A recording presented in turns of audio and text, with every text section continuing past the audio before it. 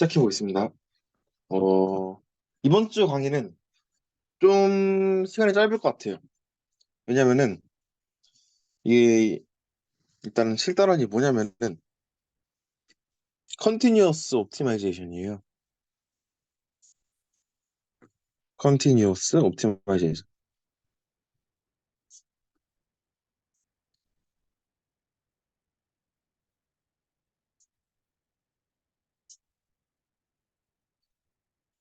근데 이게 2시간까지 얘기할 건 없거든요.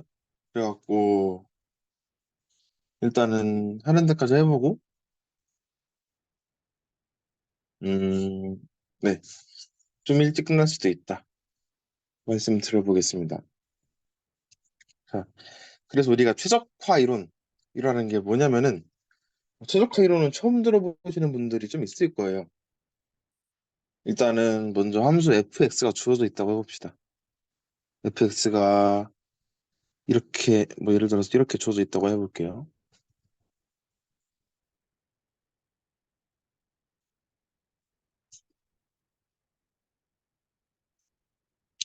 그러면은 우리가 이 함수가 뭐 대충 이렇게 생겼어요. 어, 대충 이렇게 생겼어요. 근데 우리가 이걸 어떻게 알 수 있냐? 우리가 고등학교 때 함수를 그리려면은 2번까지 미분을 해봐야 된다 그랬어요. 변화율하고 볼록성을 찾기 위해서. 그래서 한 번 미분하면은 4, 21, 10, 17 이렇게 나오고 우리가 이 함수의 최소값을 찾고 싶다라고 하면은 우리가 이제 얘가 0이 되는 점에서 그거를 제 0이 되는 점을 위에다 넣었을 때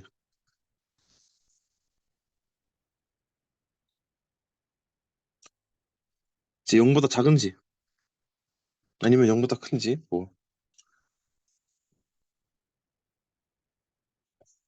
최소값을 찾고 싶다고 할 때는 이제 0보다 큰지를 확인해야겠죠. 이런 식으로 해서 우리가 그러면 후보가 2개가 나올 텐데 그 2개를 여기다 대입해서 더 작은 값이 여기다 하고 구해주는 걸 우리는 고등학교 때 많이 했었습니다. 그래서 이거를 우리가 공식화 시킬 수 있어요. 어떻게 공식화할 수 있냐면은 이게 딱 한 줄짜리예요. 어떤 함수를 최소화시킨다라는 개념이 뭐냐면은 결국에는 우리가 최소값, 근데 무슨 최소값? x에 대한 최소값인데 fx의 최소값. 우리가 이거를 옵티마이제이션 프로블럼이라고 부를 수 있고 우리가 여기서 fx는 오브젝티브 펑션이라고 부릅니다.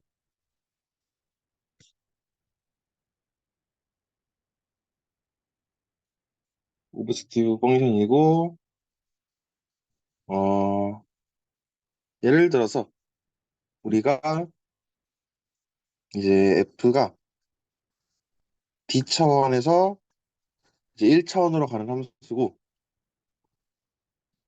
f가 미분 가능할 때 differentiable f가 미분 가능할 때 우리는 최적화를 이런 방법으로 할 수 있어요. 자, 우리가 x0라는 점을 뭐 벡터죠. 정확하게는 아무튼 x0라는 점을 아무렇게나 잡습니다. 그런 다음에 우리가 x0라는 점이 있을 때 얘를 업데이트하는 거예요. 왜 업데이트하냐? 얘를 최소화하기 위해서 업데이트하는 거예요. 최소화하기 위해서 업데이트 할 건데 우리 첫 시간 맨 처음에 배웠던 게 있어요. 맨 처음에 배웠던 게 뭐냐면은 그레디언트는 그레디언트는 이제 스티피스트 어센트 가장 가파른 쪽으로 올라가는 거라 그랬죠? 그러면 우리는 지금 내려가고 싶은 거니까 x0라는 점을 x1으로 업데이트할 때 어떠한 규칙을 적용해야 되냐? x1에서 가장 가파른 쪽으로 내려가는 거예요. 그런데 얼마큼 내려가냐? 그거는 우리가 간말하는 상수를 곱해서 얼마큼 내려갈지 결정해주고 결국에는 x0를 대입했을 때 거기에서 그레디언트에 대해서 거꾸로 가면은 우리가 감소하는 방향을 잘 찾아갈 수 있다라고 생각을 할 수 있습니다.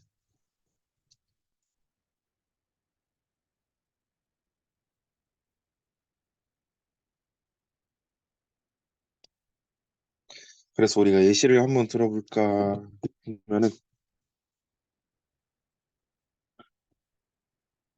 이제 2차원 벡터가 있을 때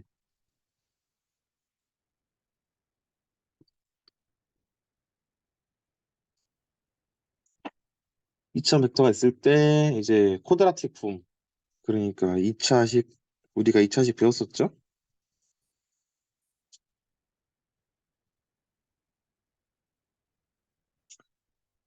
이런 게 있다고 해봅시다. 2, 1, 1, 20 우리 가운데에 들어가 있는 거는 항상 시메트릭하다라고 얘기했었어요. 그리고 여기가 2차 항이고 1차 항은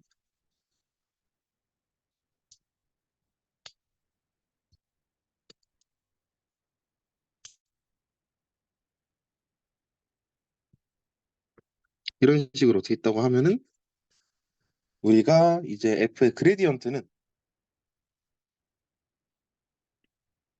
F의 그레디언트 그다는 X1하고 X2를 변수로 가지면서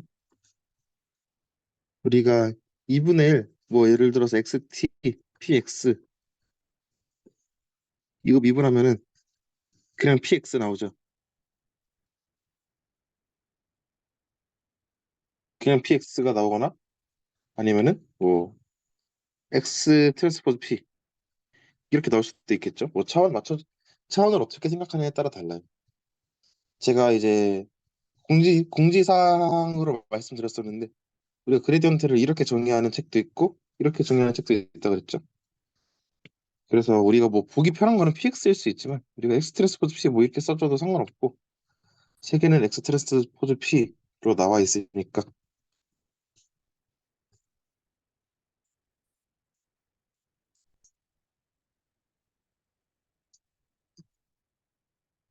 그리고 이렇게 미분이 됐습니다.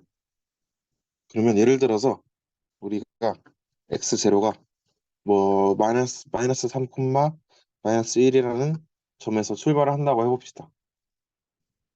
그러면은 그냥 여기다가 넣으면 돼요. 그래서 여기다가 넣으면 돼서 우리가 마이너스 3, 마이너스 1,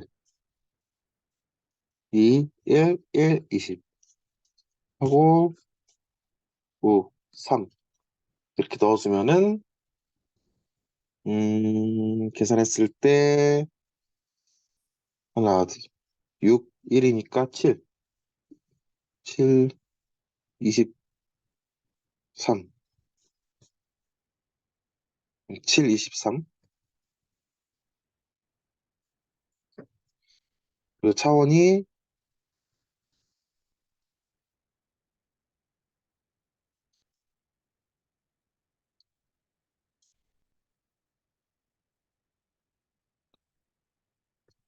계산해주면은 이런 식으로 나오겠죠? 자, 이런 식으로 나왔는데 우리가 이게 어디까지 구한 거냐면은 여기까지 구한 거죠. 여기까지 구한 거라서 우리가 x1, x1을 구하고 싶다. 그럼 어떻게 업데이트 할 수 있냐면은 우리가 x1이란 점은 예를 들어서 우리가 마이너스 3, 마이너스 1에서 시작을 했는데 뭐 감마가 있고 감마가 0.085라고 예시를 들어보면은 여기에다가 이제 그레디언트의 반대 방향, 그레디언트의 반대 방향으로 가주면은 우리가 함수가 이제 감소하는 방향으로 한 방향 업데이트 해줬다라고 생각을 해줄 수 있겠습니다. 뭐 예시를 이렇게 들어볼 수 있을 것 같고, 그래서 우리가 음, 여기는 감마를 뭐라고 부르냐면은 이제 이 친구를 뭐라고 부르냐면은 스텝 사이즈라고 책에서는 부르고 있고, 뭐 아니면은 러닝 레이트라고 부르기도 해요. 저희가 이제 감마를 정해주는 게 중요한데, 왜 그러냐면은 우리 뭐 예를 들어서 여기에서 시작을 한다고 했을 때 스텝 사이즈가 너무 작으면은 이렇게 내려가는데 하루 종일 걸릴 거예요. 스텝 사이즈가 너무 작으면은 내려가는데 엄청 오래 걸리고, 스텝 사이즈가 예를 들어서 너무 크면은 막 이렇게 갔다가 이렇게 갔다가 이렇게 갔다가 이렇게 갔다가 이런 식으로 함수값이 발산을 하거나 아니면은 수렴에 실패할 수 있어요. 스트레스 해소가 너무 크면은 이런 문제도 발생할 수 있기 때문에, 물론 뭐 이렇게 증가하는 방향으로 가진 않겠지만 극단적인 예시를 들어본 거고, 우리가 그래서 함수가 터져버릴 수 있기 때문에 적절한 스텝 사이즈를 찾는 게 중요하다라는 것 정도는 얘기해 볼 수 있을 것 같습니다.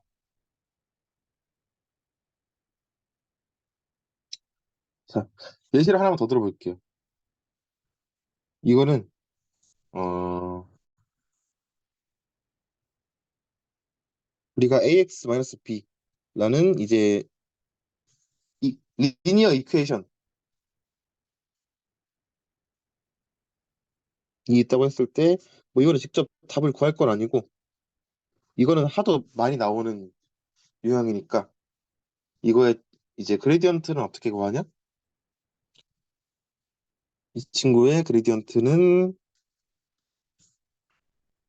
이제 제곱이니까 2가 앞으로 나오고 차원 맞춰줘야 되니까, 우리가 이제 x 트랜스포즈 px 미분하면은 x 트랜스포즈 p 나온다고 했던 것처럼, 이것도 앞에다가 벡터의 트랜스포즈 써준 다음에 행렬 모형, 행렬에다가 붙여주면 되겠네요. 우리가 이 정도 모양은 문제 풀 때 자주 나오기 때문에 외워두는 게 좋을 것 같습니다. 그런데 우리가 이제 이전의 정보를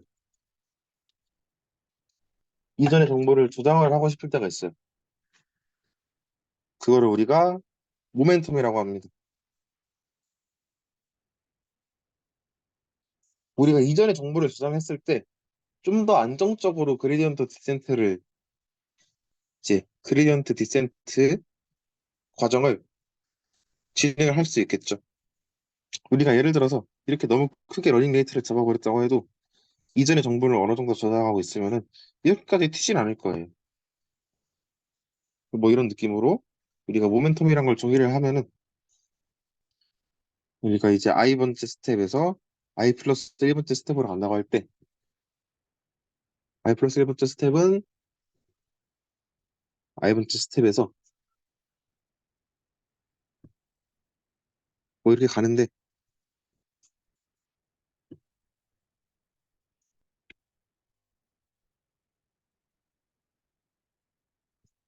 그런데 이제 감마라는 친구가 또 있는데 알파라는 친구도 생깁니다. 그리고 이제 xi가 얼마만큼 변하는지를 저장을 해주는 거예요. 그래서 우리가 xi라는 친구의 변화량은 xi에서 i-1번째 스텝을 뺀 거.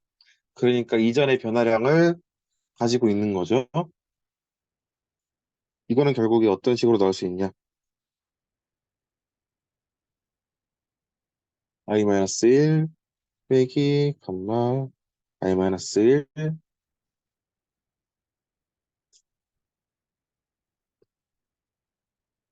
이런 식으로 써주면은 우리가 이전의 정보를 저장할 수 있다.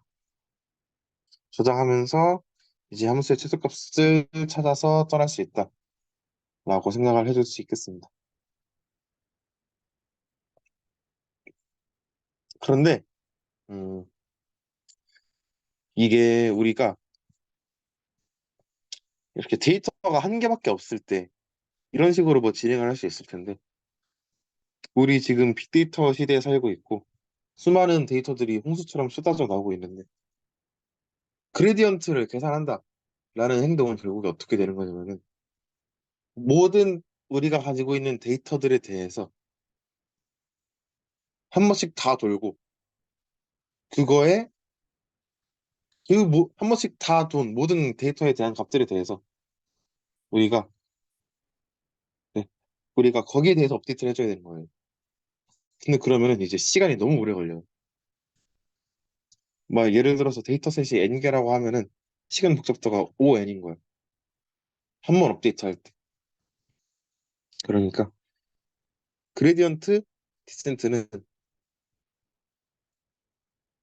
한 번 업데이트 할 때 시간 복잡도가 5n인 거예요. 그런데 예를 들어서 우리가 좀 더 랜덤성을 가지고 조금 더 불안정하더라도 더 자주 업데이트 하면서 값의 변화를 더 잘 보고 싶을 때가 있을 수 있겠죠. 이런 상황을 가져가는 건 합리적이잖아요. 그래갖고 우리가 또 어떤 걸 생각해 볼 수 있냐면 스토캐스틱 그레디언트 디센트라고 해갖고 얘는 뭐 하나 보고 하나 업데이트 하는 건데 그냥 말 그대로 랜덤하게 업데이트 하는 거예요. 그러니까 샘플 뽑아갖고 거기에 대해서 어디 내려갔다가 올라갔다가 내려갔다가 하는 거 우리가 지켜볼 수 있는 거예요.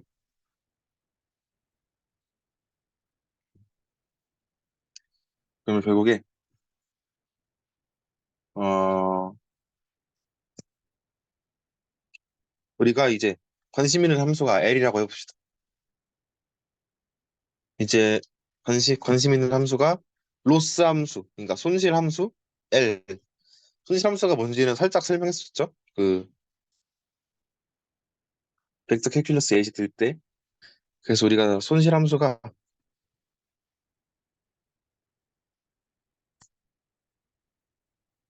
이렇게 돼 있다고 해봅시다. 그러면은 우리가 보통 손실 함수를 최소화할 때 어떻게 하냐면은 음 이제 여기 있는 각각의 LN들은 이제 네거티브 로그 라이클리후드를 자주 씁니다. 그러니까 우리가 확률에 로그를 씌워서 마이너스 붙인 거를 손실함수로 자주 사용을 해요. 종종 그럴 때가 많아요.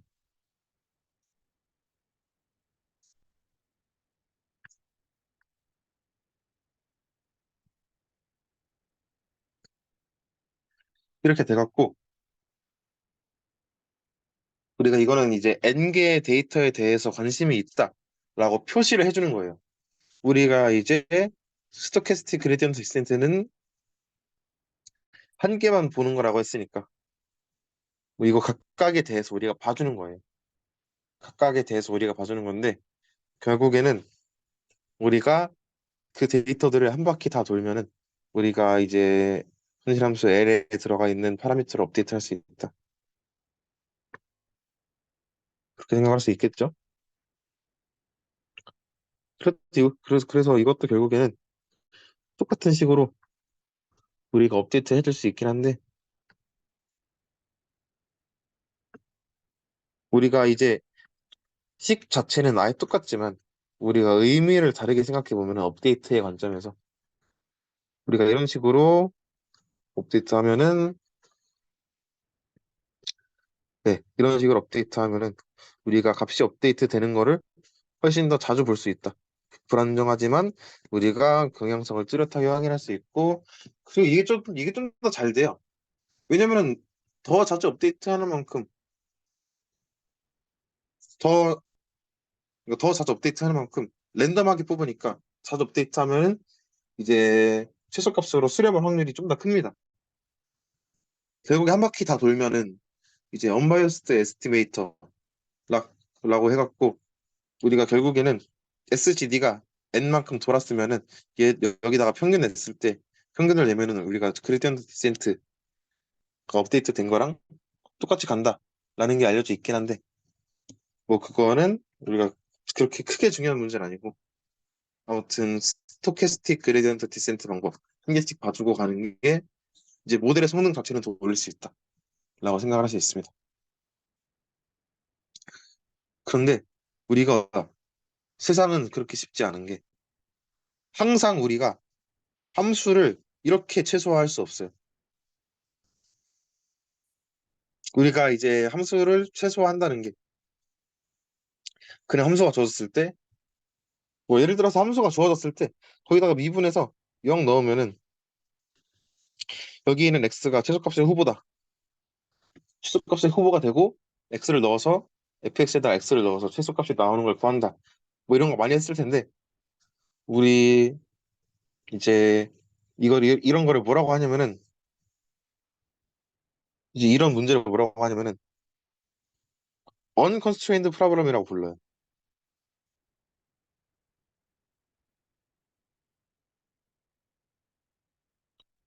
제약 조건이 없는 거죠.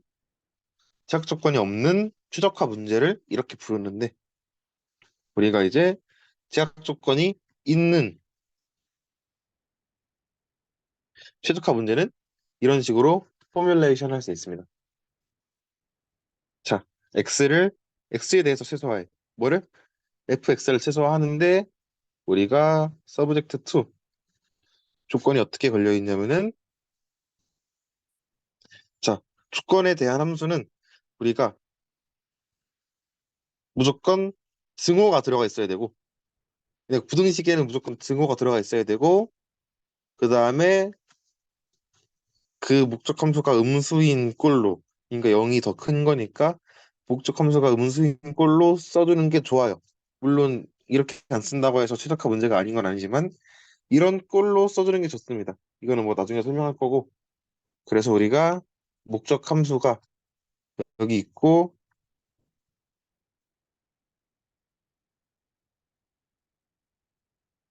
목적 함수가 여기 있고 그 다음에 우리가 이걸 뭐라 부를 거냐면은 제약 조건 constraint 제약 조건이라 부를 거고 이제 뭐 제약 조건이 한 개가 아닐 수가 있는 거죠. M개라고 해봅시다. 우리가 이런 거를 constrained optimization problem이라고 불러요. 그런데 우리가 이렇게 돼 있으면은 이제 F에 대해서도 신경 쓰고 G에 대해서도 신경을 써야 돼요. 그런데 우리가 G를 조건으로 두고 F를 최소화시키고 싶다. 최적화 문제를 풀고 싶다라고 생각을 해봅시다. 그러면 우리가 어떻게 할 수 있냐면은 이제 우리 업데이터 다른 튜터링에서 혹시 머신러닝 듣고 계시는 분 있나요? 혹시 채팅 쳐볼까요? 네. 머신러닝 듣고 계시는 분들 좀 있을 텐데 우리 거기에서 제가 강의 자료를 살짝 봤는데 네 좋습니다. 듣고 계시는 분들 좀 있는 것 같네요. 그래서 거기 강의 자료 보면은 이제 아마도 저번 금요일에 SVM이라는 걸 거기서 소개를 했을 거예요. 뭐 우리도 SVM 진도로 나갈 거긴 한데 거기서 SVM에서 그 최적화 문제를 풀기 위해서 라그랑지안 멀티플라이어라는 거를 정의를 했을 겁니다. 그러니까 아마도 머신러닝 튜터링에서 라그랑지안 멀티플라이어라는 거를 정의까지 하고 뭔지 가르치진 않았을 거예요. 여기서 배울 거라고 생각해갖고 그 머신러닝 튜터링 맡아주는 이제 지원님이 그렇게 해주셨는데 설명을 해주셨는데 라그랑지안 멀티플레이어 저한테 떠넘길 거라고 얘기를 하더라고요. 그래서 그게 뭐냐? 결국에는 우리가 이 0보다 작은 쪽으로 그 제약 조건의 함수들을 다 넘긴 다음에 이제 라그랑지안 펑션, x에 대한 라그랑지안 펑션인데 우리가 이제 라그랑지안 멀티플라이어를 정의할 거예요. 라그랑지안 멀티플라이어를 정의할 건데 우리가 그거를 람다라고 해봅시다. 그러면은 우리가 fx를 최소화하고 싶은데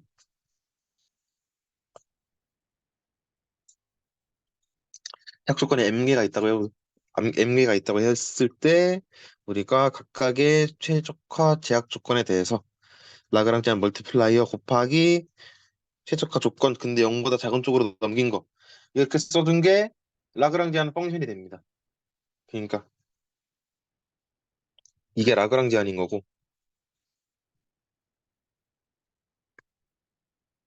그리고 이 친구가 라그랑지안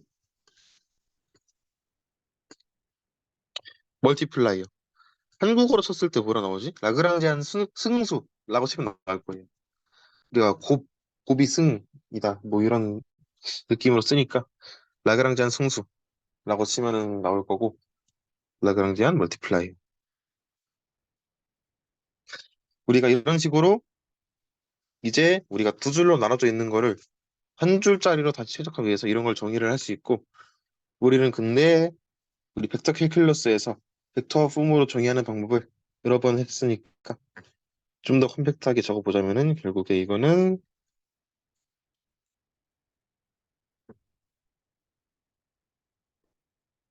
이렇게 쓸 수 있다 라고 생각해주면 되겠습니다. 그래서 우리가 라그랑지안의 최소값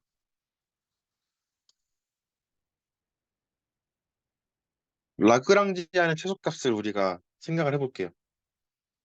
우리가 결국에 최적화 문제를 풀고 싶은데 fx를 최소화시키고 싶은 거니까 우리가 d라는 함수가 있을 때 d라는 함수는 람다에 대한 함수고 왜 람다에 대해서 왜 람다에 대한 함수냐? 우리가 x에 대해서 라그랑지안을 시킬 거예요. x가 만약에 d차원 벡터라고 했을 때 이 라그랑지안을 최소화시키면은 그게 d라는 함수가 되고 우리가 이 미니마이제이션 프로블럼을 맥시마이제이션 프로블럼으로 바꿀 수 있고 람다에 대한 람다에 대한 뭐라고 할까? 어 우리가 제약 조건이 m개니까 람다가 m 차원에 있다고 할 수 있고 거기에 대해서 우리가 d라는 함수를 최대화시켜요. 그런데 제약 조건이 걸려 있습니다. 근데 이거는 좀 더 훨씬 간단한 제약 조건인데 뭐냐면은 람다가 0보다 크거나 같기만 하면 돼요. 그러니까 이게 무슨 의미냐면은 일단 하나하나 차근차근 뜯어보면은 우리가 앞에 있는 거를 프라이머리라고 하고 뒤에 있는 거를 듀얼이라고 합니다. 그래서 D로 쓴 건데 우리가 일단은 람다가 벡터인데 우리가 람다 1부터 람다 m까지 가지고 있는 벡터인데 이게 0보다 크다는 의미가 뭐냐면은 그냥 각각에 대해서 다 0보다 크다는 거예요. 그러니까 모든 람다 안에 있는 모든 엘리먼트들에 대해서 대소 비교를 하는 거다라고 생각을 해주시면 되고 네 그렇습니다. 그래서 우리가 좀 더 어려운 제약 조건 M개가 걸려 있는 프라이멀 프로블럼을 라그랑지안 멀티플라이어를 이용해서 라그랑지안을 정의를 해줬을 때 거기에서 이제 듀얼로 만들어주면 그러니까 우리가 라그랑지안을 X에 대해서 최적화한 거를 최대화하는 걸 우리가 목표로 잡으면은 우리가 그걸 듀얼 프로블럼이라 부르고 우리가 듀얼을 풀었을 때 문제의 정의가 훨씬 더 깔끔하고 간단하게 되는 경우가 많아요. 뭐 이거를 듀얼이라 하고 그래서 음, 뭘 얘기를 해볼까? 우리 이게 왜 되냐면은, 우리가 일단은, 자, 우리 인공지능 수업 들으신 분들은 알 거고, 우리 인공지능 수업 듣지 않으신 분들도 뭐 간단하게 이해할 수 있는데, 우리 미니맥스 프로블럼에서 우리가 뭐 어떤 함수가 있다고 해봅시다. 우리 x하고 y를 파라미터로 받는 뭐 파이라는 함수가 있다고 해볼게요. 파이라는 함수가 있다고 하고 x하고 y를 받는데 우리가 최소값을 취한 다음에 최대값을 취하는 거는 당연하게도 최대값을 취한 다음에 최소값을 취하는 것보다 이쪽이 더 작고 이쪽이 더 크겠죠? 우리가 먼저 줄여놓은 다음에 거기 안에서 최대값을 찾는 거냐? 아니면은 먼저 키워놓은 다음에 거기 안에서 최소값을 찾는 거냐? 하면은 먼저 키워놓은 거의 값이 더 크겠죠? 우리가 이렇게 생각을 할 수 있는데 이게 결국에 어떻게 되냐면은 음, 예를 들어서 우리가 JX라는 게 있다고 해봅시다. JX는 우리가 뭐로 정의할 거냐면은 우리가 라그랑지안을 먼저 키운 거예요. 라그랑지안을 람다에 대해서 키웠는데 라그랑지안을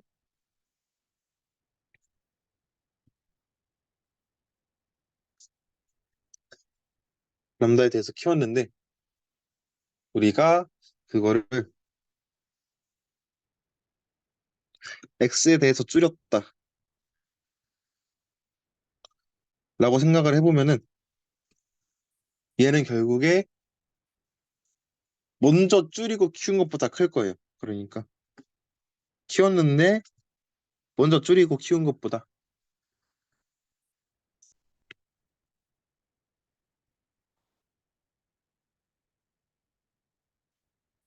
X 람다 먼저 줄이고 키운 것보다 왼쪽 게 더 클 수밖에 없어요. 그때 이제 라그랑지 안에 라그랑지안 L의 로어 바운드를 J라고 하는 거예요. J라고 한 건데 그래서 결국에 어떻게 되냐? 우리가 이거를 위크 듀얼리티라고 부릅니다. 그러니까 뭐 이제 듀얼리티를 한국어로 검색할 때 쌍대성이라고 치면 나와요. 쌍대성. 뭐 이거는 뭐 쌍대 문제라고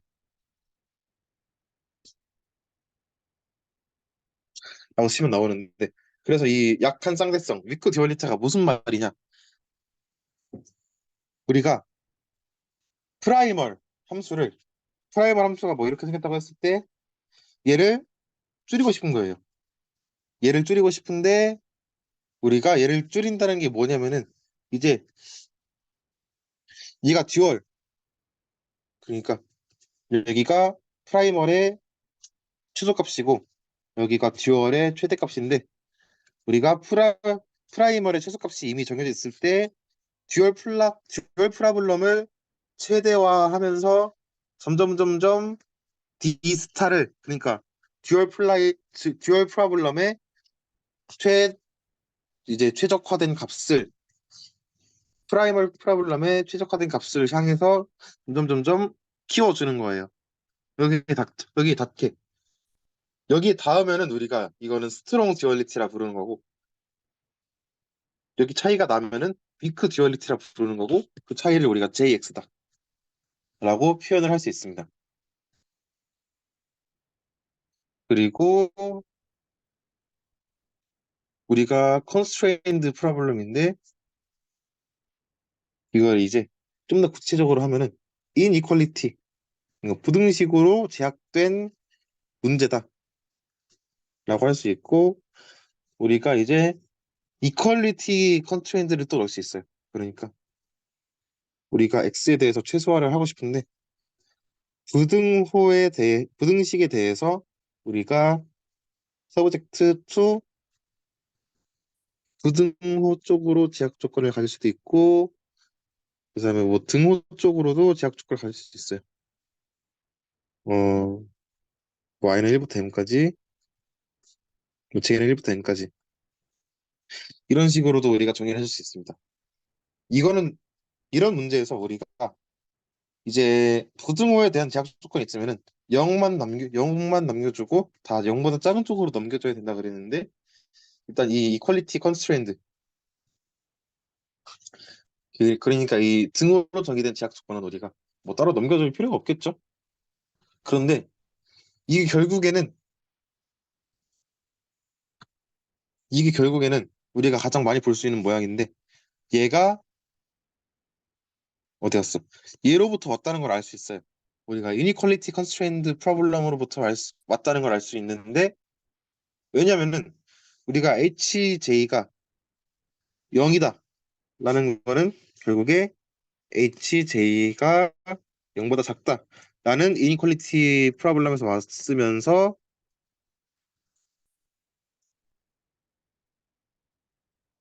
이것도 동시에 만족시켜주면은 우리가 이런 컨스트레인트를 정할 수 있기 때문에 자 그래서 우리가 이게 가장 기본적인 형태예요.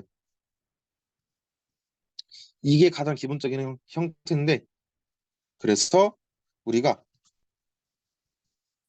음, 라그랑지안 멀티플라이어가 이럴 때는 음, 두 개가 필요하겠죠. 그래서 이 친구의 라그랑지안은 우리가 보통 어떻게 쓰냐면은 자 우리가 보통 쓰는 노테이션이 뭐냐면 이니퀄리티에 대한 라그랑지안 멀티플라이어는 람다라고 많이 쓰고 그 다음에 이퀄리티에 대해서 라그랑지안 멀티플라이어는 보통 이렇게 많이 써요. 이게 뭐냐면은 우리 U U라고 있는 건데 우리 U를 어디서 봤냐? 우리 고2 때 아니면은 뭐 고1 때 물리 시간에 뭐 상대성이 일어날 때 뭐 빛이 뭐 빨리 입자가 빨리 떨어져 갖고 뭐 수명이 짧은 입자 뭐 뮤온 이런 거 했을 때 우리가 걔 그 입자를 이렇게 정의를 하고 이 문자로 쓰거든요. 그 입자를 U라고 읽습니다. 아무튼 라그랑지아는 이렇게 생겼다.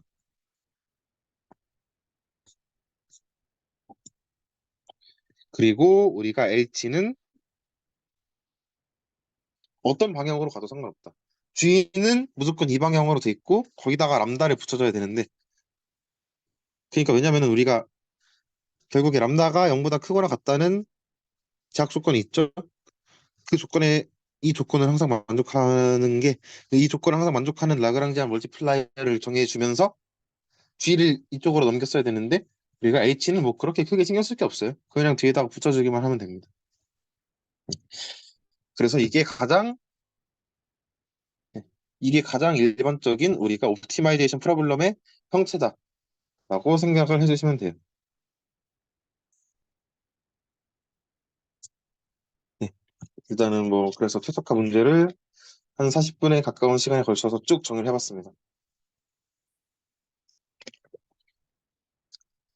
그러면 우리가 최소화를 시키기 어려운 함수가 있고 쉬운 함수가 있을 거 아니에요. 이런 거 보면은 최적화시키기 쉬워요.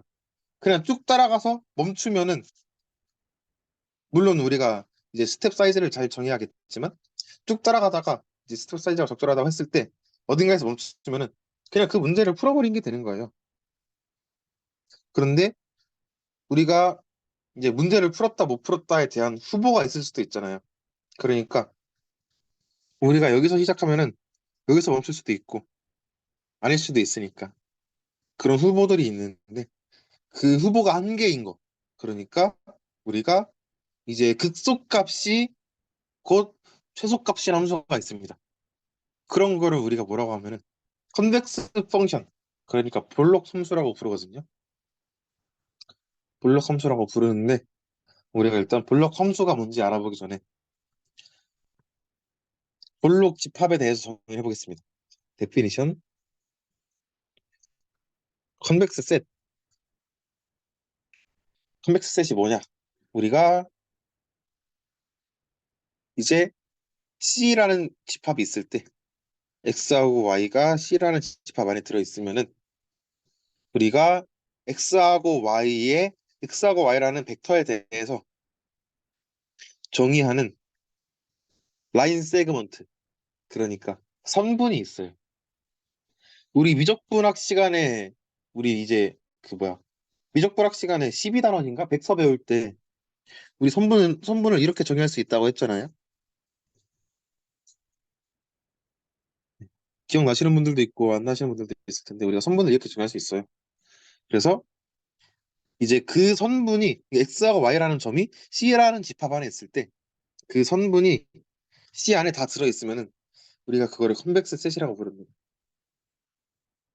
그러니까 뭐냐면은 우리가 뭐 우리가 안이 채워져 있는 원이 있을 때 안이 채워져 있는 원이 있을 때 뭐 이 점에 여기서 점 하나 잡고 아니다 그냥 좀 더 랜덤하게 여기 X라고 하고 여기 Y라고 하면은 이렇게 이었을 때 우리가 이제 여기가 세타가 1인 지점이고 여기가 세타가 0인 지점이겠죠.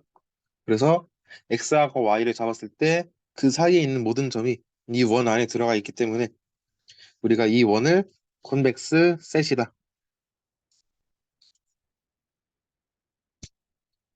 라고 부를 수 있는 거고, 그럼 뭐 이렇게 생긴 친구는 컨벡스 셋이 아니겠죠. 그리고 이렇게 생긴 친구도 컨벡스 셋이 아니겠죠. 안이 비어 있으니까 안이 차 있어야지 컨벡스 셋인 거예요. 그러니까 우리가 원을 이렇게 정의할 수 있잖아요. 그러니까 안이 차 있으면은 컨벡스 셋이고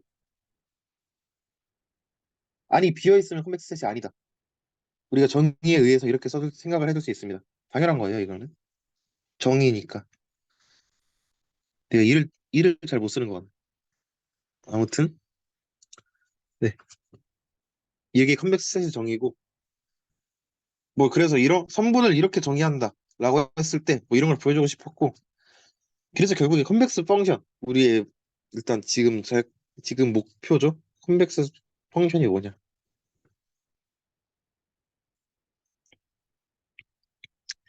컨벡스 펑션이 뭐냐면은, 자, 일단은 정의를 알려주기 전에, 뭐 F라는 함수가 있다고 할 때,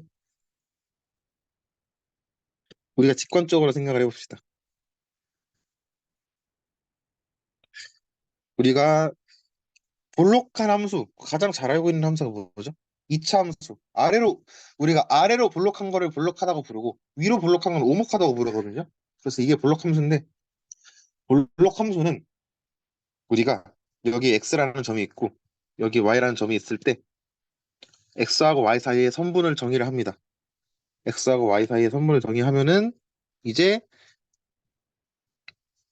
함수값의 평균, 함수값의 평균이 함수값보다 항상 큽니다. 그러니까 함수값의 평균이 평균의 함수값보다 항상 크면은 우리가 그거를 볼록 함수라고 불러요.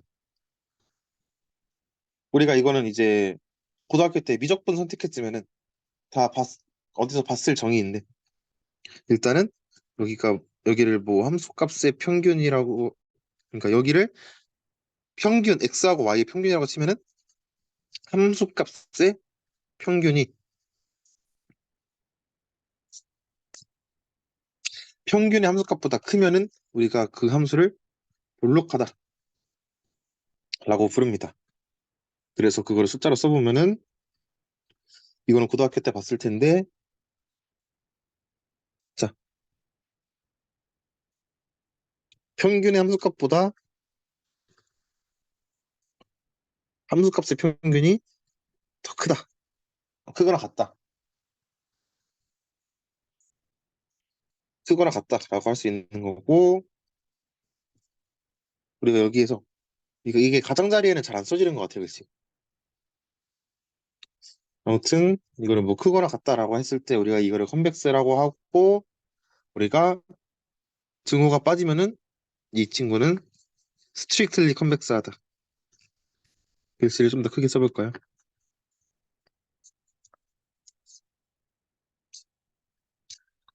이렇게 부를 수 있습니다. 그래서 우리가 이제 first order condition이라는 게 있어요. 음, 우리가 컨벡스한 함수에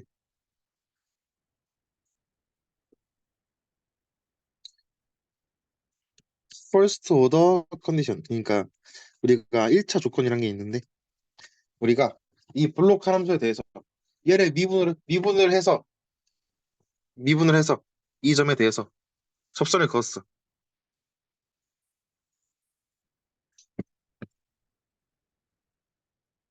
네. 접선을 그었으면은 우리가 그 접선은 항상 함수보다 작습니다. 하나만 더 그어볼까요? 우리가 아무데나 접선을 그었어. 블록한 함수에 대해서 접선을 그었어.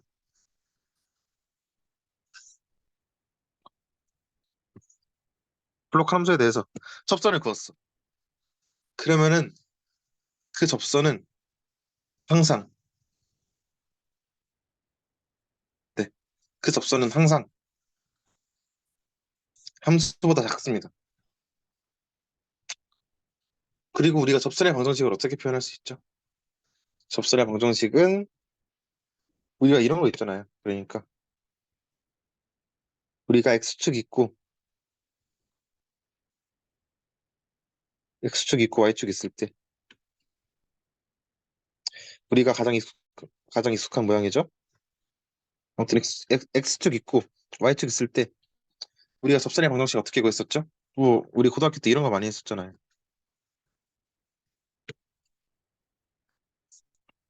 음,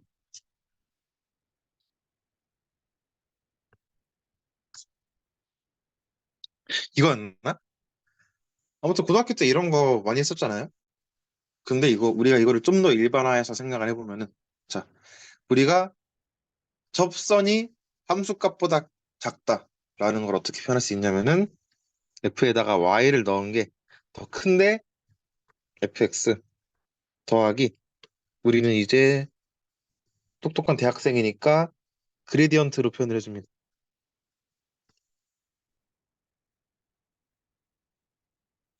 이렇게 표현을 해주는 게 이제 컨벡스 펑션의 퍼스트 오더 컨디션이고, 이렇게 표현을 해줄 수 있다라고 생각을 해주면은 되겠습니다. 그래서 이거는 음, 우리가 퍼스트 오더 컨디션을 좀 더 쉽게 받아들일 수 있는 방법이 뭐냐면은, 자, 넘겨요. 다 넘겨.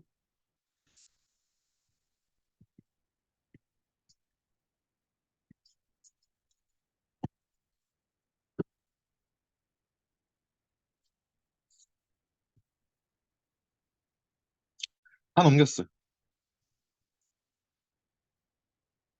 아, 물론 우리가 이 벡터라는 걸 나눗셈 할 수 없지만, 벡터라는 걸 나눗셈 할 수는 없지만, 우리가 이제 그냥 평균 변화율 꼴로, 평균 변화율로 보이도록 만들어주면 이렇게 쓸 수 있는 거예요. 그러니까 직관적 인투이션. 우리가 이게 올바른 표기는 아니지만, 직관적으로 보면 이렇게 보이잖아요. 그러니까 우리 평균 변화율이 순간 변화율보다 크다. 무슨 뜻이랑 같냐면은, 이게 결국에 무슨 뜻이냐면은, 함수의, 그러니까 함수값의 평균보다 평균 함수값이 더 작다. 이거랑 얘랑 똑같은 말이 되는 거예요, 결국에는. 그러니까 이렇게 이어진다. 얘랑 똑같은 말이 되는 거예요. 비슷하게 생겼잖아요. 그래서 우리가 플렉스한 함수는 뭐 이렇게도 볼 수 있다라는 거고, 음, 일단 여기까지가 우리가 문제를 정, 문제를 정의한다라는 관점에서 뭐 이렇게 볼 수 있는 거고, 우리가 이 정도만 해도 한 시간 동안 진짜 많은 내용을 한 거예요. 이게 원래 옵티마이제이션 프로블럼이라는 거를 이제 공식화하고 이제 머릿속에 그려나가기가 쉽지 않거든요. 그래서 뭐 최대한 간단히 하긴 했지만 이게 개념 자체가 진짜 어려운 거예요. 이게 우리가 선형대수학 챕터 2, 3, 4 하고 벡터 calculus 5 하고 그다음에 뭐 이제 확률론 챕터 6 했을 때 우리가 걔네들을 진도를 좀 더 어렵게 나갔지만 왜냐면 근데 걔네들은 우리가 이미 살면서 한 번씩 본 거니까 어렵게 나간 거고 챕터 7, 이 옵티마이제이션 쪽은 쉬운데 그러니까 딱 보면 쉬워 보이는데 이 개념 자체가 다 어려운 개념들이에요.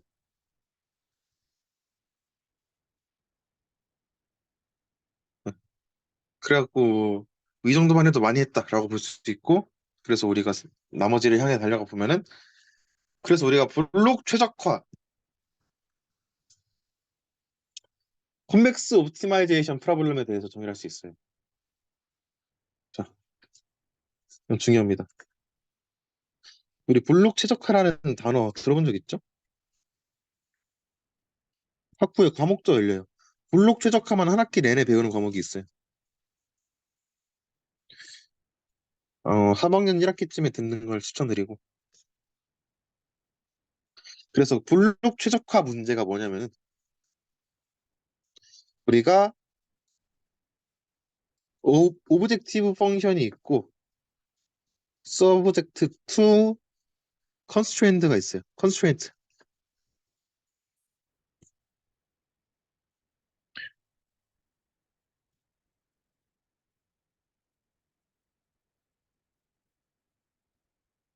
그때 우리가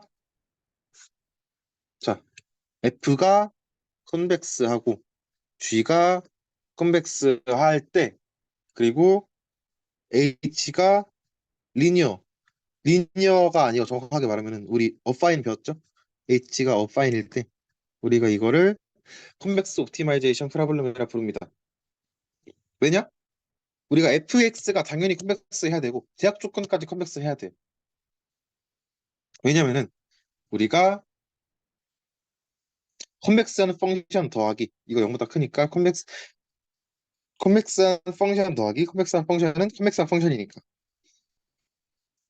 우리 이차함수끼리 더한다고 해서 막 우리 최고차항의 계수가 0보다 큰 이차함수끼리 더한다고 해서 막 1차함수가 되거나 3차함수가 되거나 하진 않잖아요.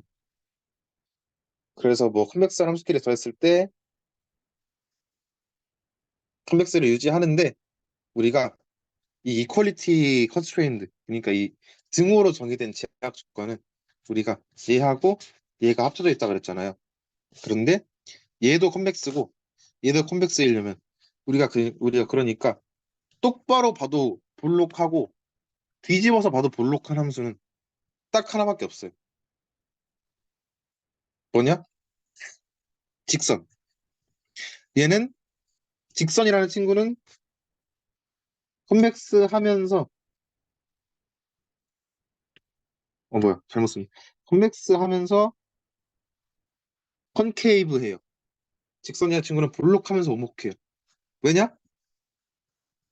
여기 등호가 있으니까 컨벡스 정의에 등호가 들어가 있으니까 그래서 우리가 이렇게 정의되는 문제를 블록 최적화 문제라고 부릅니다. 그러면은 우리가 블록 최적화 문제의 특수한 케이스들 몇 가지를 알아볼 건데 첫 번째 자 LP 리니어 프로그래밍이라고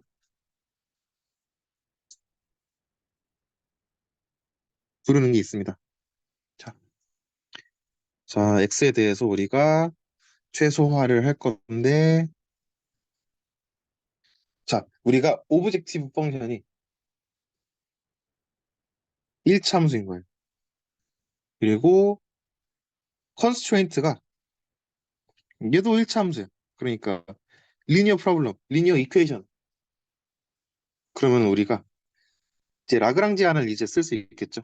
라그랑지안 x 라그랑지안 멀티플라이어를 람다라고 했을 때 ctx 더하기 0보다 작은 쪽으로 넘겨서 0보다 작은 쪽으로 넘겨서 라그랑지안 이렇게 쓸 수 있고 결국에 그러면은 우리가 어 x에 대해서 정리를 해볼까요? 이렇게 되나? x에 대해서 정리를 하면 이렇게 되겠죠? 그러고 얘를 결국에 우리가 위로 올라가 보면은 라그랑지안을 x에 대해서 먼저 미니마이제이션 시킨 다음에 그 함수를 다시 맥시마이제이션 시키는 게 듀얼 프로블럼을 해결하는 거라 그랬죠. 그래서 일단 x에 대해서 최소화시키기 위해서 우리가 얘를 x에 대해서 미분을 해봅니다. x에 대해서 미분하면 어떻게 되냐면은 얘가 날아가고 얘만 남겠죠. 맞죠? 그래갖고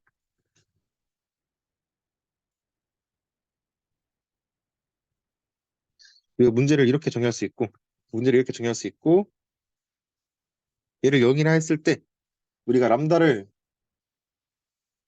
구할 수 있겠죠? 그러니까 예를 들어서 뭐 A라는 친구가 어 인버터블 하면은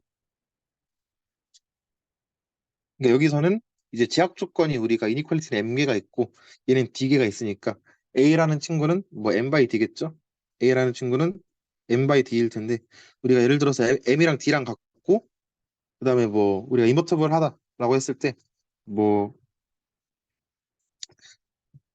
A 트랜스포즈 람다가 C니까 뭐 람다는 아니 뭐 마이너스 C니까 뭐 람다는 뭐 이렇게 될 수도 있고 우리가 이렇게 되진 않으니까 우리가 어떻게 보통 많이 써주냐면은 이제 A 트랜스포즈 람다가 마이너스 C니까 앞에다가 얘를 붙여줍니다. 그런 다음에 이제 얘는 정사각형이니까 이 정사각형이 인버터블 하다고 하면은 이제 람다는 우리가 보통 어떤 꼴로 많이 보이냐?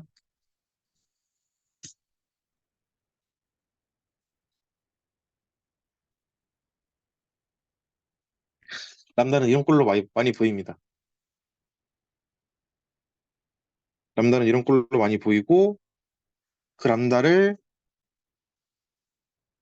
여기다가 놓고 문제를 풀어도 되고 그 람다를 여기다가 넣고 문제를 풀어도 되고 근데 이건 그렇게 중요하지 않아요. 그러니까 문제를 풀 때 이렇게 풀 수도 있다라는 거지. 이건 그냥 지울 게 그렇게 중요하지 않고 우리가 듀얼을 정의한다는 관점에서 이건 중요한데 듀얼을 정의한다는 관점에서 우리가 x란 게 남아 있어. 그런데 우리가 듀얼 펑션은 x에 대해서 최소화를 이미 시켜줘내요. x에 대해서 최소화를 이미 시켜줘냈는데 x가 살아 있으면은 그냥 x를 마이너스 무한대로 떨어뜨려 버리면은 해결이 되는 거잖아요. 그런 거 말고 우리가 x를 마이너스 무한대로 떨어뜨려 버리는 그런 시시한 경우 말고 우리가 그게 아닌 경우에 얘가 0인 경우에만 우리가 생각을 하는 거예요. 왜냐? 그래야지 문제를 정의하는 게 의미가 있으니까. 그래서 듀얼은 결국 어떻게 되냐? 이제 미니마이제이션에서 미니마이제이션 미니마이제이션 갑자기 왜 단어가 어색하지? 아무튼 민에서 맥스로 바뀌죠. 그래서 우리가 앞에 있는 게 날라가요. 앞에 있는 걸 날리는데 얘를 결국에 영어로 앞에 있는 거를 영어로 만들어졌다는 제약 조건이 있으니까 제약 조건에다가 적어주고 우리 라그랑디안 멀티플라이어 0보다 크고 그러니까 이니퀄리티에 대한 라그랑디안 멀티플라이어는 0보다 크고 그 다음에 남은 거 써주면은 이게 듀얼 프로블럼이 됩니다. 그러니까 얘를 푸는 거랑 똑같다. 얘를 푸는 게 좀 더 쉬울 수도 있다. 라고 생각을 해주면 되겠습니다.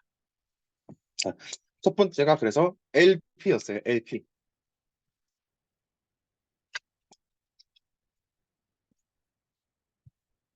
두 번째, 두 번째는 QP예요. QP.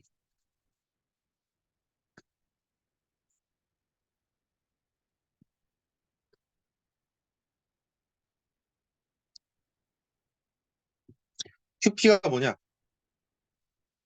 똑같은데, 그러니까 아까 거랑 똑같은데 그냥 2차 항이 들어간 거예요.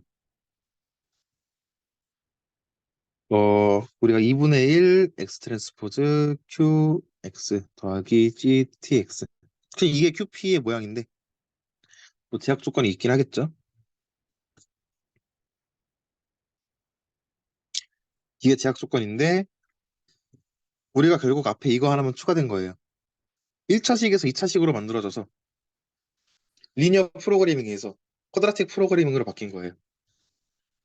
그리고 뭐 오해가 하나 있을 수 있는데 우리가 쿼드라틱 프로그래밍, 리니어 프로그래밍이라고 해서 우리가 진짜 컴퓨터 프로그래밍 할 때 그 프로그래밍이 아니라 그 산업공학에서 최적화 이론을 연구하시는 분들이 붙인 이름인데 우리가 이런 식으로 문제를 포뮬레이션하고 그 문제를 풀어나가는 과정 자체를 프로그래밍이라고 부른다고 합니다. 아무튼 우리가 뭐 Q가 Q가 PD라고 할게요. Q가 시메트릭하고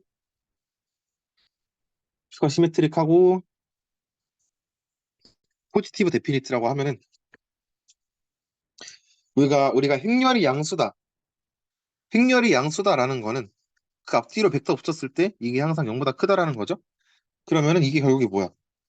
최고차항이 양수인 2차 함수니까 컨벡스 맞죠? 이것도 컨벡스 하죠? 1차 함수니까. x에 대한 1차 함수니까. 컨스트레인드도 컨벡스한 거 맞죠? 우리 어파인 펑션은 항상 컨벡스하다 그랬으니까. 그래서 QP도 우리 컨벡스한 거 맞네. 우리 LP도 컨벡스한지 볼까요? LP 컨벡스하죠? 1차 함수 얘도 1차 함수 얘도 1차 함수니까 당연히 컨벡스하죠. 그래서 QP를 이렇게 정의할 수 있고 이것도 이제 라그랑지안 멀티플라이어를 이용해서 라그랑지안을 정의를 해봅시다. 뭐 2시간 채울 수도 있겠는데? 일단은 뭐 최대한 빨리 해볼게요. 제가 빨리 끝날 거라는 기대를 심어줬으니까.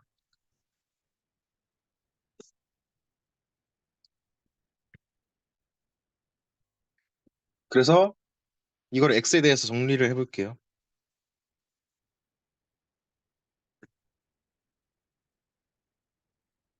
c 더하기 a 트랜스포즈 람다 x 빼기 이렇게 쓰고 그러면은 이제 얘를 미분을 해줍니다. x에 대해서 미분을 해주면은 qx가 남고 여기 트랜스포즈가 붙어야 되나? 잠깐만요. 맞죠. 붙어야 되고 qx 더하기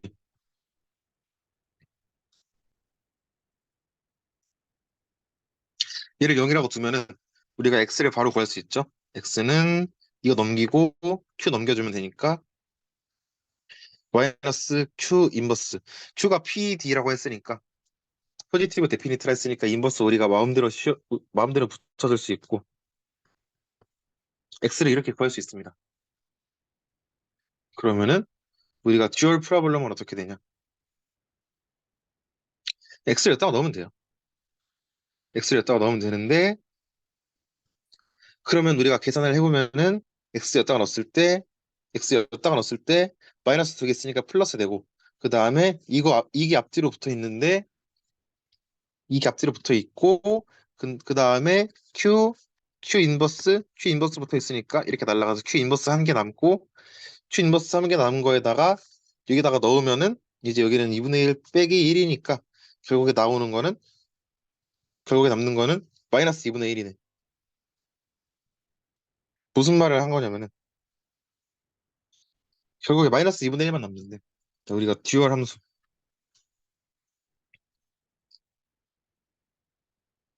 람다에 대한 듀얼 펑션은 뭐냐면은 그냥 이게 남는다는 거예요. 앞뒤로 C 더하기 A 트랜스포즈 람다가 붙어 있고 거기에 앞뒤로 거기에 Q가 이렇게 남고 이제 그다음에 뒤에다가 붙여주고 마이너스 2분의 1이 남았다. 이거 넣고 직접 계산해 보면은 무슨 말인지 바로 이해가 갈 거예요. 그리고 이렇게 됐다. 우리가 이거를 이제 듀얼이라고 하고 그러면은 결국에 듀얼 옵티마이제이션 프로블럼은 우리가 어떻게 정의할 수 있냐면은 제약 조건이 m개니까 m 차원 벡터 람다에 대해서 맥시마이제이션을 하는데 마이너스 2분의 1 c 더하기 그냥 그대로 쓸게요. 뭐 연습하는 겸 해갖고 t q 마이너스 1 c 더하기 a 트랜스포즈 람다 빼기 람다 트랜스포즈 b 하고 서브젝트 2 이거는 항상 있어야 되는 거. 람다 0보다 크다. 이거를 우리가 QP라고 부릅니다. 이게 가장 대표적인 컨벡스 프라블럼의 종류이고 음, 뭐가 많아요. 종류가 많은데 이거는 이제 따로 소개를 하진 않을 거고 따로 소개는 하지 않을 거고 그냥 이런 게 있다. 자, 이런 게 있다라는 걸 한번 소개를 해줄 건데 이름이 좀 길어요. 쿼드라티컬리 컨스트레인드 쿼드라틱 프로그래밍 QCQP라는 게 있어요. 쿼드라티컬리 컨스트레인드 쿼드라틱 프로그래밍 그러니까 제약 조건도 2차식인 거예요. 제약 조건이 여기서 이제 2차식이 되면은 그러니까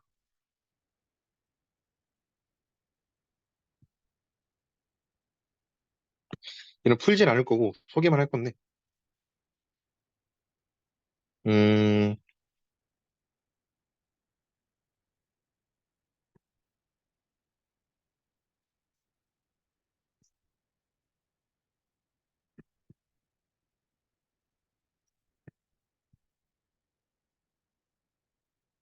뭐 이렇게 돼 있으면은 우리가 이거를 QCQP라고 부르고 이것도 컨벡스 프로블럼이죠. 왜냐? 2차 함수 컨벡스하고 제약 조건도 컨벡스하네. 그러니까 부등호에 붙어 있는 제약 조건도 컨벡스하니까 얘도 컨벡스 프로블럼이라는 거를 알 수 있습니다. 네, 그래서 QCQP를까지 소개했고 네, 얘는 뭐 중요하긴 한데 우리가 다룰 문제는 아니고 과제에서 될까? 근데 뭐 이쪽 부분 계산들이 다 귀찮아갖고 계산이 쓸데없이 길어요.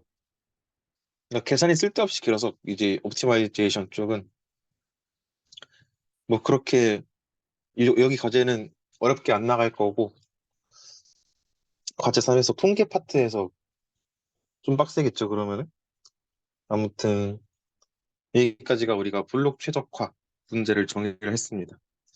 그럼 마지막으로 우리가 켤레 켤레 함수 있잖아요. 우리가 켤레 함수 알고 있는 거 세 개 있습니다. 세 개.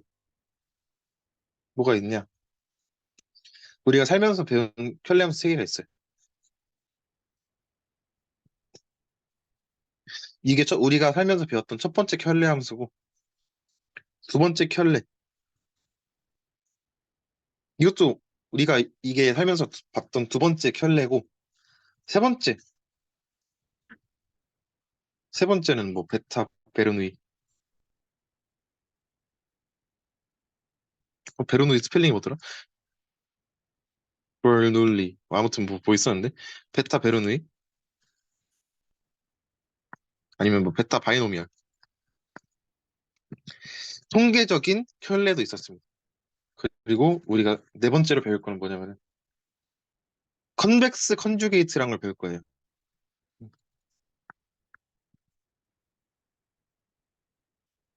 컨벡스 컨주게이트라는 걸 배울 건데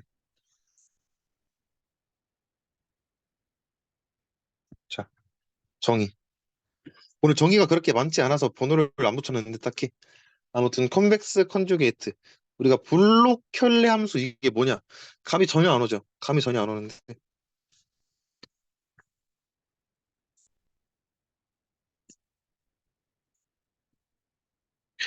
일단 정의를 이렇게 합니다. 자 F가 D 차원에서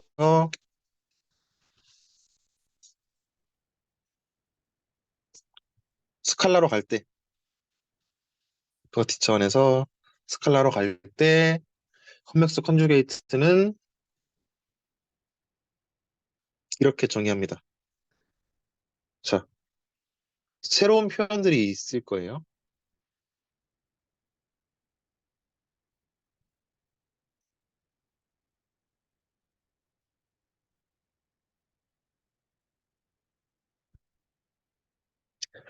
우리가 이거를 컨벡스 컨주게이트라고 정의를 합니다. 이게 무슨 말이냐면은, 자, 일단은 S하고 X의 이너 프로덕트 빼기 원래 함수. 근데 거기서 우리가 무언가를 했을 때 그게 우리가 컨벡스 컨주게이트가 된다라는 건데 우리가 그 무언가가 뭔지 모르죠. 우리가 이거를 SUP란 거를 수프리멈이라 불러요.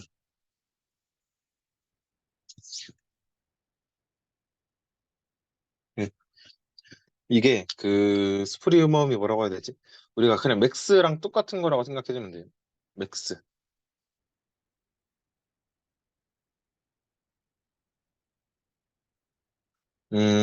그러니까 우리가 맥스라는 거는 이렇게 나눠져 있을 때, 이렇게 우리가 뭐 1, 2, 3, 4가 있을 때, 우리가 얘네들 중에서 최대값을 찾아라 하는 게 맥스인 거고, 우리가 이렇게 수직선이 있을 때, 이렇게 연속적인 상황에서 최대값을 찾아라 하면은 그거를 우리가 수프리멈이라고 부른다. 뭐라고 이런 정확한 정의는 아니지만 간단하게 얘기하면은 뭐 이렇게 말할 수 있는데, 아무튼 우리가 맥스랑 똑같은 거라고 생각을 해주면 돼요. 맥스랑 똑같은 거고, 그래서 이거 한국어로 하면은 상한. 가장 큰 친구를 고르는 거니까 상한이라고 하고, 이제 얘의 반대말로는 이제 인피멈이라고 해갖고, 얘는 하한이 됩니다. 반대가 인프. 기본은 인프예요. 인프라고 쓰고. 근데 우리 영어 단어 열심히 외웠으니까 대충 왜 이렇게 되는지 알겠죠? 우리가 수페리어, 인페리어 이런 거 외웠으니까 단어 자체의 뜻은 어렵지 않은데 수프리멈이라는 단어 자체는 처음 봤을 거예요. 우리가 그래서 내적한 거에서 원래 함수를 뺐는데 그 중에서 얘를 가장 크게 만들어주는 s에 대한 함수를 우리가 키웠을 때, 그러니까 그 이 차이를 키웠을 때 그 s에 대한 함수를 우리가 컨벡스 컨주게이트라고 라고 하는데 이거를 어디에 써먹는지 아직도 감이 안 올 거예요. 자, 예를 들어봅시다. 음, 자, 우리가 예시가 있는데 이런 게 있다고 봅시다.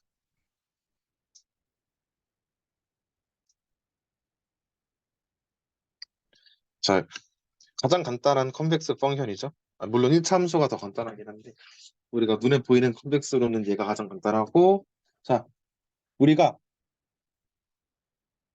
이 2차 함수에 2차 함수의 하이퍼플레인 우리가 이 x하고 y로 정의된 2차원 좌표 평면에서 정의되는 하이퍼플레인은 하이퍼플레인의 차원은 우리가 2차원 좌표 평면에서 1차원 빼고 그러니까 1을 빼고 거기다가 디멘셔널 하이퍼플레인 이렇게 붙여주는 거예요. 그러니까 우리가 2차원에서는 하이퍼플레인이 직선이고 3차원에서는 하이퍼플레인이 평면이고 4차원에서는 하이퍼플레인이 3차원 초평면이고 뭐 이런 식으로 가는 건데 하이퍼플레인이 뭔지는 설명 들은 적 있을 거고 아무튼 그래서 우리 이 이차 함수 x하고 y만 있는 곳에서 정의된 이차 함수의 하이퍼플레인은 그냥 직선이고 우리가 그 직선을 sx 플러스 c라고 해봅시다. 이런 직선을 정의를 한 다음에 그러면은 우리가 fx가 이렇게 생겼죠? fx가 이렇게 생겼을 때 우리가 음 그레디언트를 한번 고정을 시켜볼까요? 그러니까 x0, fx0라는 거에 대해서 우리가 c를 찾고 싶은 거예요. 그러니까 우리가 이 점에 대해서 관심이 있는데 c를 최소화시키는 그런 거를 우리가 어떻게 구할 수 없을까 생각을 해볼 수 있습니다. 우리가 이 직선이 정의가 돼 있고 이 점에 대해서 관심이 있는데 거기에서 C를 최소화시키고 싶다. 이런 문제를 우리가 정의를 했다고 생각을 해봅시다. 아직까지 와닿지는 않을 텐데 정의를 했다고 생각을 해보면은 우리가 뭐 이런 직선을 생각을 해볼 수 있겠죠.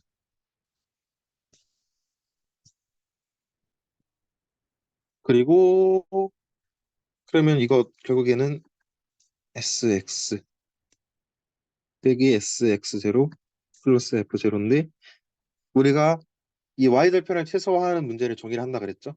그래서 그 y절편을 최소화하는 문제 인피멈 x0에 대해서 인피멈 이거를 정의를 해봅시다. 이런 문제가 있다는 거를. 그러면은 우리가 fx0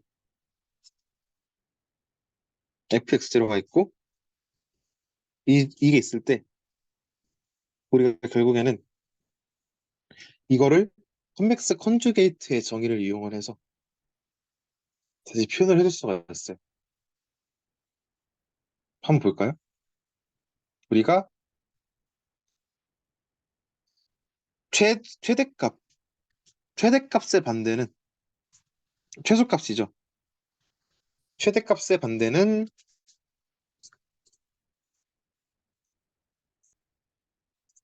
최소값이고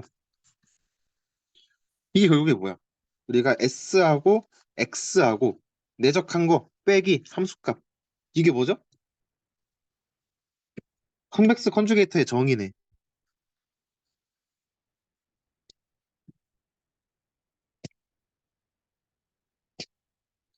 자, 우리 여기까지 왔죠? 그래서 결국에 뭐냐? 컨벡스 컨주게이트라는 거는 이런 걸 말하는 거예요. 우리가 어떠한 이제 우리가 그레디언트를 찾고 싶은데 그레디언트를 찾기 위해서 어떠한 점을 픽스를 해두고 시작을 해야겠죠. 어떠한 점을 픽스를 해두고 시작을 하는데 우리가 이제 접선 하이퍼플레인에 어떻게 생겼는지 알고 있어. 어떻게 생겼는지 알고 있을 때 그거에 대해서 이제 S 기울기를 구하는 거죠. 그리고 기울기를 구하는 건데 그 기울기에 대한 함수 우리가 그레디언트에 관심이 있고 첫 번째 점을 픽스를 해뒀을 때 우리가 그 그레디언트에 대한 함수를 우리가 컨벡스 컨주게이트다 라고 생각을 해줄 수 있습니다.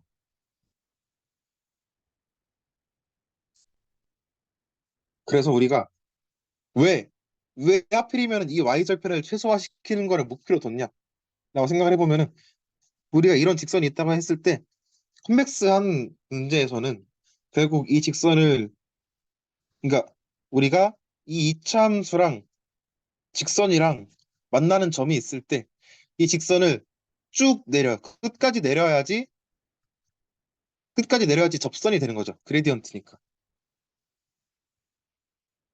우리가 이게 이제 퍼스트 오더 컨벡시티 컨디션에서 봤듯이 이제 다시 한번 설명해 볼까요? 우리가 직선이 위로 올라가면 어떻게 되든 접선은 안 생겨. 접선은 안 생기는데 밑으로 내려가서 여기서 딱 접하게 만들면은 접선이고 이게 접선의 기울기가 곧 그레디언트가 되는 거고 이렇게 쭉 내린다. 그러니까 우리가 관심 있는 기울기 S에 대해서 Y절편을 쭉 내린다는 거는 결국에 얘를 최소화한다는 말과 같고 얘를 최소화한다는 말은 결국에 곧 컨벡스 컨주게이트랑 똑같은 거다. 라는 거를 좀 길게 풀어서 설명을 해봤습니다. 그래서 우리 홈맥스 컨주게이트의 예시를 한번 들어볼까요? 예시를 한번 들어보면 그냥 계산하는 건데 이런 함수가 있다고 해봅시다. 2분의 람다 y 트랜스포즈 k라는 행렬이 있고 y 이런 게 있다고 했을 때 우리가 이제 듀얼 그러니까 이게 뭐라고 해야 되지? 프라이멀 베리어블을 y라고 하고 듀얼 베리어블을 알파라고 했을 때 우리가 컨벡스 컨주게이트는 아까 정의에 의해서 정의를 보면서 써볼까요? 아까 정의에 의해서 이렇게 써 수 있겠죠? y가 n 차원에 있다고 해봅시다.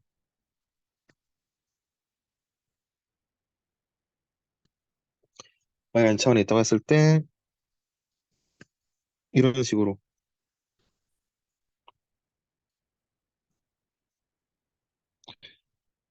이런 식으로 쓸 수 있겠죠?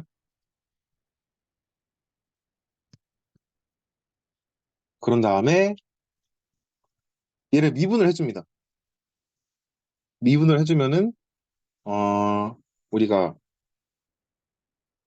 y하고 알파를 내적한 거는 그냥 내적을 다 프로덕트라고 정의를 해볼게요.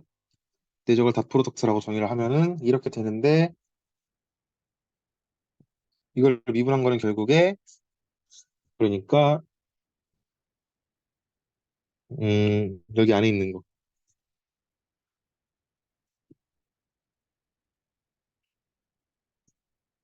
여기 안에 있는 거를 y에 대해서 미분하면은 알파만 살아남고 y가 하나 떨어지니까 그러니까 알파가 살아남고 y가 하나 떨어지고 이제 2차식이니까 2가 내려오겠죠? 2가 내려오면은 람다만 남겠네. 이런 식으로 되겠죠?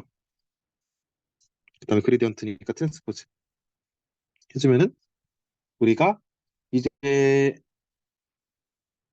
이게 y에 대해서 미분을 했을 때 얘를 0으로 두면 돼요. 왜냐? 우리가 y에 대한 2차 함수인데 최고차항의 계수가 음수인 2차 함수죠.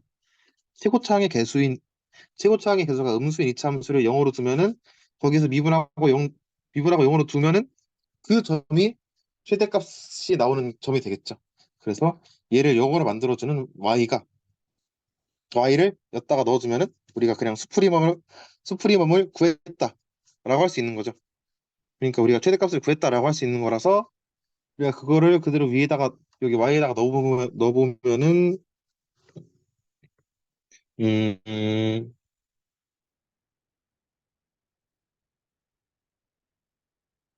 계산 결과가 이렇게 됩니다.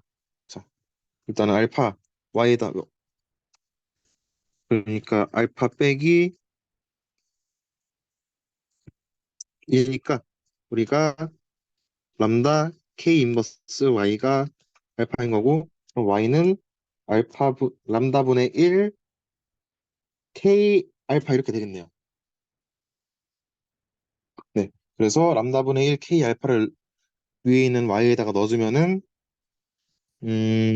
람다분의 1 알파 트랜스포즈 k 알파 빼기 2분의 람다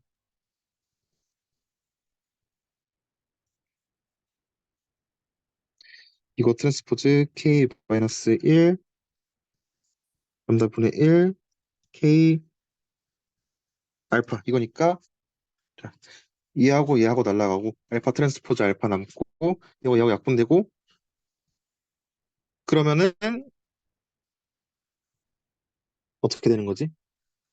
이쪽 부분이 2분의 이쪽 부분이 2 람다분의 1 알파 트랜스포즈 k 알파가 되는 거니까 2분의 람다 2 람다분의 1 알파 트랜스포즈 k 알파 이게 컨벡스 컨주게이트를 구한 겁니다.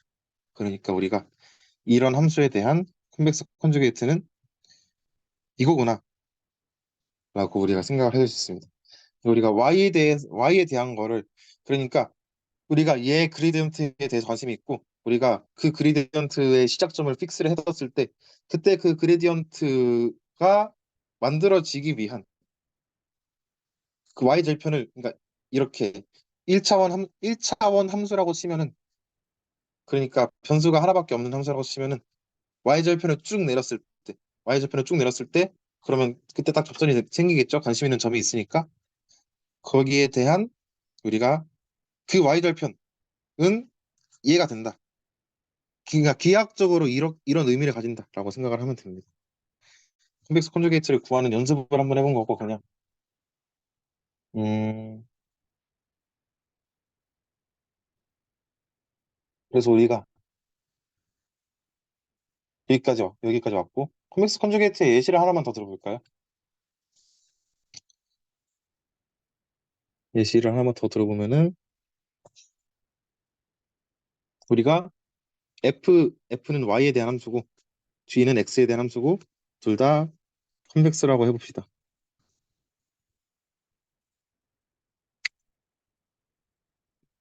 그런데 우리가 A라는 매트릭스가 있는데 그 매트릭스는 이렇게 정의가 되는 매트릭스라고 해볼게요. 그러면 우리가 이제 F하고 G에 대한 컨벡스 프로블럼을 이렇게 정의할 수 있겠죠.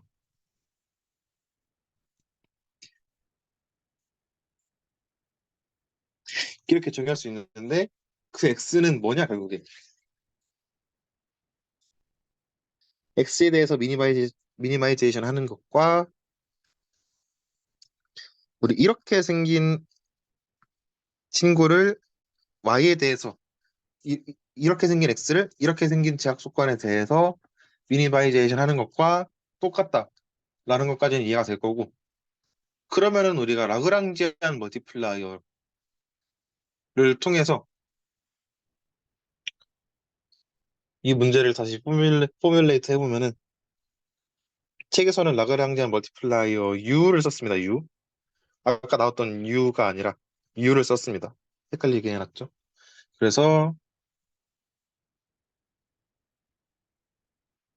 우리가 이 최적화 문제를 풀어볼 건데 그러면은 우리가 자 우리가 맥스 우리가 먼저 줄여준 다음에 그러니까 우리가 프라이멀 베리어블에 대해서 먼저 줄여준 다음에 듀얼 베리어블 그러니까 라그랑지안 플라이어에 대해서 키워주면은 그게 우리가 듀얼 프로블럼을 해결하는 거라고 했었죠. 아무튼 fy 더하기 gx 더하기 제약 조건에다가 라그랑지안 멀티플라이어 붙인 거 이렇게 써줄 수 있고 이게 결국에 뭐냐?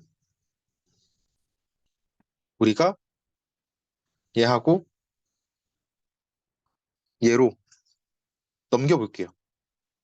넘길 건데 어떻게 분배를 할 거냐? y에 대한 함수 f가 있죠.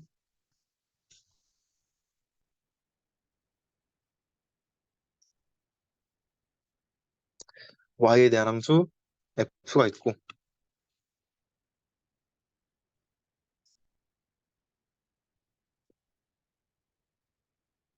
그 다음에 이것도 빼올 수 있겠네. 이게 마이너스 이렇게 빼올 수 있겠죠. 그 다음에 우리 f에 대한 함수 아니 뭐래 x에 대한 함수 x에 대해서도 한번 정리를 해봅시다. x에 대해서도 정리를 해보면은 어 x 트랜스포즈 x 트랜스포즈가 붙어있으면 항상 헷갈리는 것 같아요. 자, x에 대한 함수만 빼오면은 이렇게 정리할 수 있어요. 그 다음에 바로 닫아주고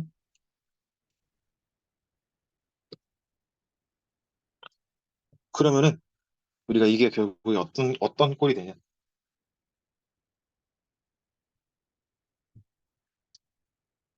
여기 있는 꼴은 이제 맥스 y y하고 u하고 내적한 거 빼기 fy가 되고 여기 있는 꼴은 여기 있는 꼴은 우리가 결국에는 맥스 y 아니죠 맥스 x 그 다음에 u하고 아니죠. x하고 어 미래에서 맥스로 바뀌었으니까 마이너스 붙고 a 트랜스포즈 u네 a 트랜스포즈 u하고 그다음에 gx 자 우리가 이렇게 바꿔서 쓸 수 있겠죠? 근데 이게 뭐야? 우리 컨벡스 컨주게이트의 정의 어디였지? 여기 있다. 얘랑 똑같은 모양인 걸 알 수 있죠. 컨벡스 컨주게이트의 정의랑 똑같은 걸 알 수 있죠. 그래서 우리가 이 친구들은 결국에 뭐냐? U에 대한 최대값인데 컨벡스 컨주게이트. 그런데 하나는 U에 대한 거고 하나는 마이너스 이렇게 트랜스포즈 마이너스 A 트랜스포즈 U에 대한 거다. 얘에 대해서 최대값을 구하는 게 우리가 문제를 풀어주는 거다. 우리가 그러니까 이렇게 이퀄리티로 컨스트레인이 되어 있는 컨벡스 프로블럼을 풀 때는 우리가 컨주게이트를 구해서 좀 더 간단한 문제로 포뮬레이트를 해줄 수 있다라는 결론까지 우리가 구해봤습니다. 자, 일단 진도는 여기까지고, 그래서 우리가 오늘 배운 게 뭐냐? 우리가 여러분들이 처음 보는 주제라서 제가 말도 천천히 하고 내용도 천천히 소개를 해봤는데, 사실 이것보다 훨씬 더 많은 게 있어요. 이제 옵티마이제이션이라는 거는 이것보다 훨씬 더 많은 내용이 있긴 한데, 그냥 여러분들이 스스로 공부를 했을 때 더 좋겠다 싶은 것들에 대한 키워드만 몇 개 알려줄게요. 첫 번째로, 그러니까 추가로 공부할 만한 거. 첫 번째로 KKT 컨디션.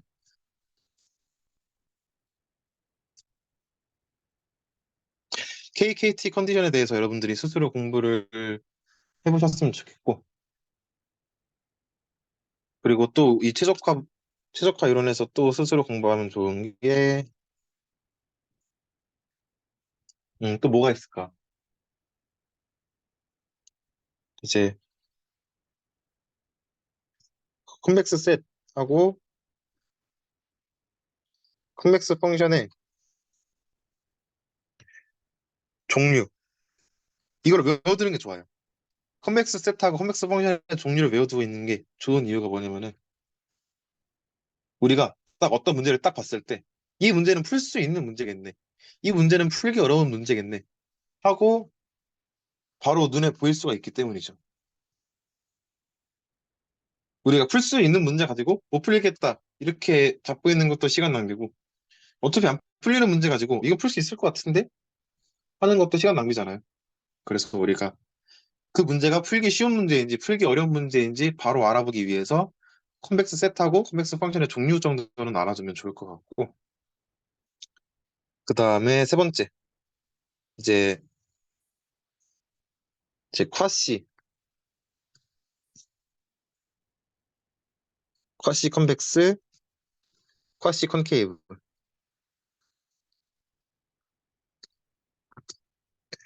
로그 컨벡스,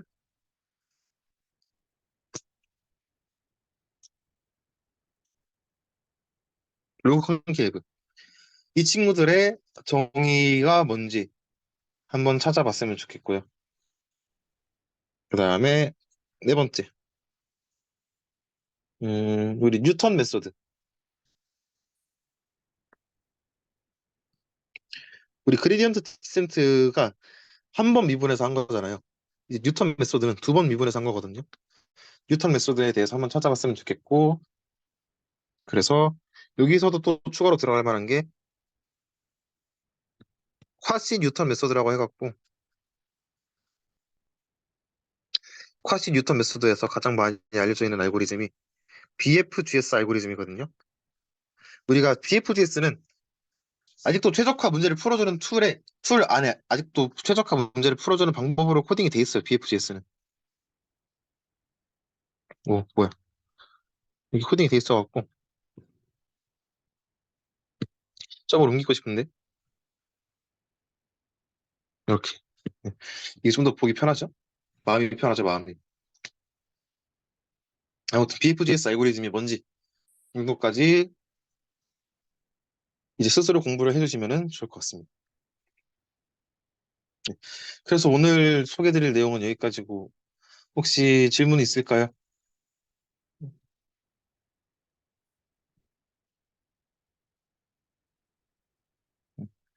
없으면 일단 녹화를 종료하도록 하겠습니다.